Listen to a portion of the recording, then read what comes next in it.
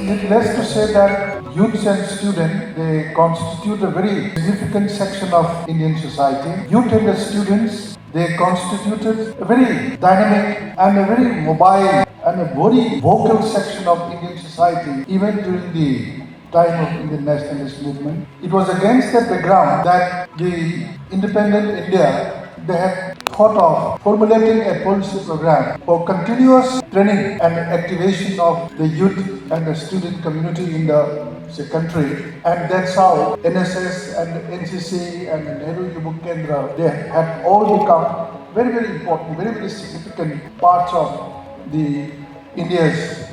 policy program.